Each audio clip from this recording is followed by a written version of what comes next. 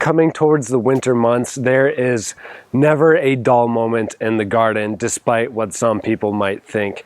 During the fall season, we are so busy doing all sorts of things, from planting our bulbs for the next season, planting garlic, cutting down annual plants or deadheading perennial plants. And then there's also our handful of saving seeds. Right behind me, we have a volunteer sunflower plant that grew in our garden this last year.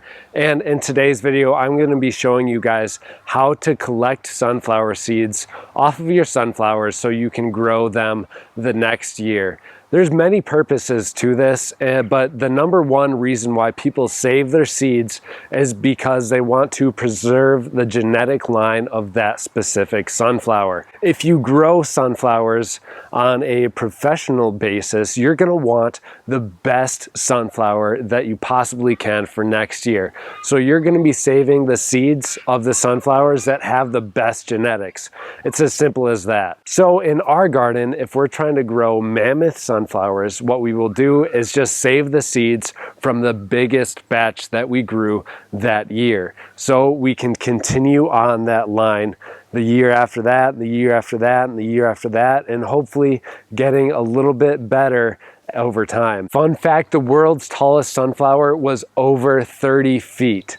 30 feet. That's a 3-story building and one single plant. Sunflowers are really incredible plants for many reasons, and I plan on doing a video in the future on them, but the rate at which they grow is incredible. They have Fibonacci sequences in the numbers of seeds that they grow as well. They do an incredible job at cleaning out the soil, getting rid of radiation even, and all the different heavy metals that you might not want in your soil. Sunflowers do a great job at filtering them out. Well, that's enough talking. Let's go over to the sunflower head here and show you guys how to harvest it, dry it out, and then save your seeds for next year. Let's talk a little bit about the timing when you want to harvest your sunflower head. If you are trying to eat the seeds, this is going to be very different because you want to take them earlier before they dry out. But in today's case, we're going to be harvesting these seeds so we can grow them again.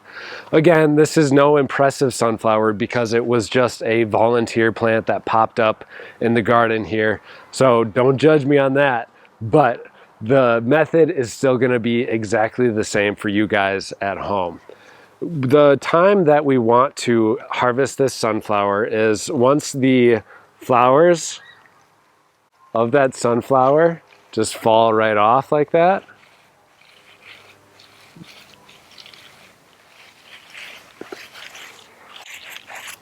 They easily fall off, and then the outline, all of the leaves on the outside of all those tiny little flowers is starting to dry out, and then your sunflower head is drooping like that, so it's starting to face down. It is not completely dried out yet, but is mostly dried. The reason why we want to get it now is because if we leave it out here for much longer, there's a high chance of birds, mice, squirrels, any sort of little rodent or bird crawling up this thing or hopping on here and eating these seeds.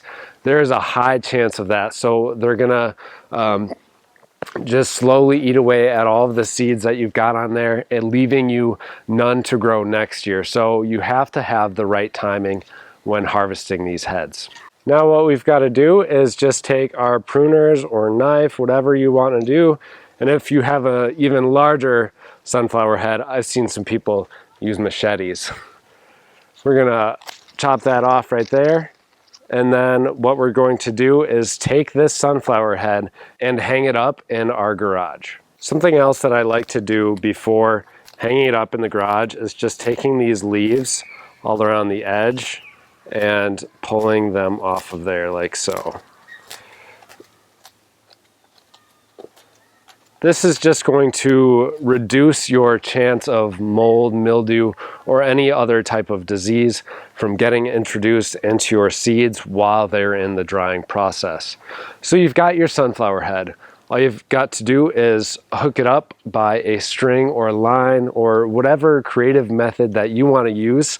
If you just nail it right up on a wall or anything, whatever you want to do, whatever you want to use to hang up your sunflower seed, you just want to hang it up for about 1 to 2 weeks. After it's been hanging up for the period of time of 1 to 2 weeks, as you break off this layer beneath the sunflower seeds itself,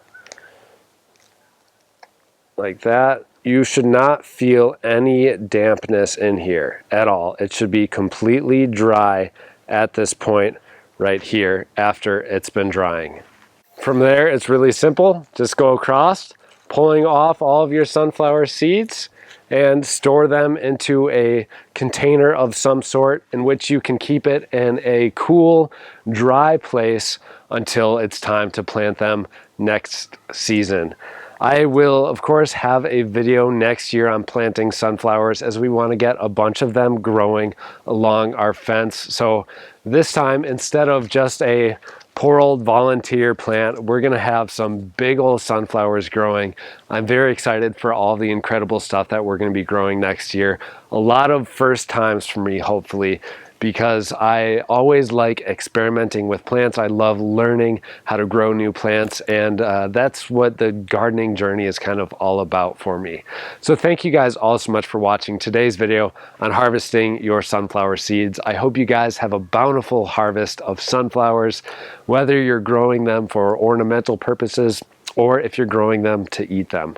Happy gardening, and we'll see you in the next episode.